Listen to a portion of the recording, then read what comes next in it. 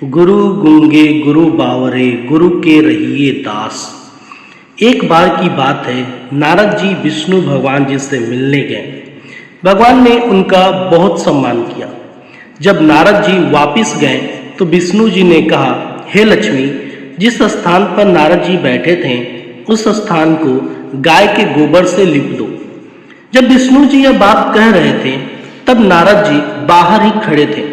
उन्होंने सब सुन लिया और वापिस आ गए और विष्णु भगवान जी से पूछा, हे भगवान, जब मैं आया तो आपने मेरा खूब सम्मान किया, पर जब मैं जा रहा था तो आपने लक्ष्मी जी से यह क्यों कहा कि जिस स्थान पर नारद बैठा था उस स्थान को गोबर से लिप दो।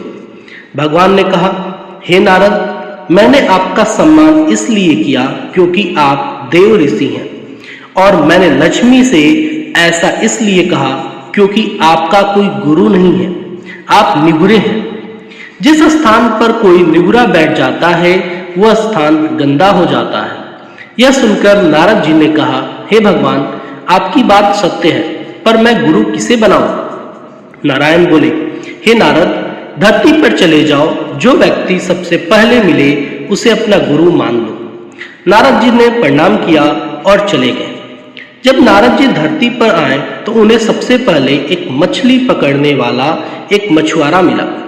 नारद जी वापस नारायण के पास चले गए और कहा, महाराज, वो मछुआरा तो कुछ भी नहीं जानता, मैं उसे गुरु कैसे मान सकता हूँ?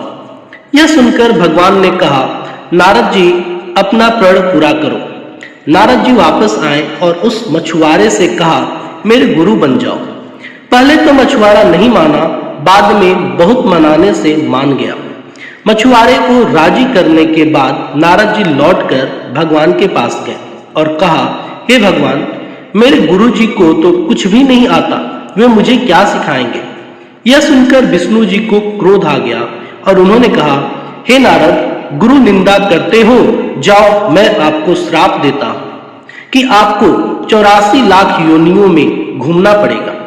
यह सुनकर नारद जी ने दोनों हाथ जोड़कर कहा, हे भगवान, इस श्राप से बचने का उपाय भी बता दीजिए। भगवान नारायण ने कहा, इसका उपाय जाकर अपने गुरुदेव से पूछो। नारद जी ने सारी बात जाकर गुरुदेव को बताई। गुरु जी ने कहा, ऐसा करना, भगवान से कहना 84 लाख योनियों की तस्वीरें धरती पर बना दे, फिर उस पर लेटकर गोल घूम लेना और विष्णु जी से कहना, 84 लाख योनियों में घूम आया, मुझे क्षमा कर दीजिए, आगे से गुरु निंदा नहीं करूंगा। नारद जी ने विष्णु जी के पास जाकर ऐसा ही किया। उनसे कहा, 84 लाख योनियां धरतियों पर बना दो और फिर उन पर लेटकर घूम लिए और कहा, नारायण, मुझे क्षमा कर दीजिए, आगे से कभी गुरु निंदा नहीं करूंगा।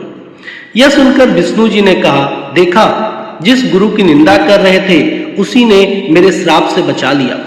नारद जी, गुरु की महिमा अपरंपार है। गुरु गूंगे गुरु बावरे गुरु के रहिए दास, गुरु जो भेजे नरक को स्वर्ग की रखिए आस। गुरु चाहे गूंगा हो चाहे गुरु बावरा पागल, गुरु के हमेशा दास रहना चाहिए। गुरु यदि नरक को भेजे तब भी शिष्य को यह इच्छा रखनी चाहिए कि मुझे स्वर्ग प्राप्त होगा, अर्थात इसमें मेरा कल्याण ही होगा। यदि शिष्य को गुरु पर पूर्ण विश्वास हो तो उसका बुरा स्वयं गुरु भी नहीं कर सकते। यह प्रसंग पंडित श्री भगत ने एक साधारण पत्थर देकर कहा, इसे भोग लगाकर करो, एक दिन भगवान कृष्ण दर्शन देंगे।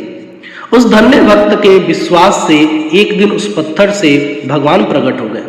फिर गुरु पर तो वचन विश्वास रखने वालों का उद्धार निश्चित है। बोलो गुरुदेव की जय।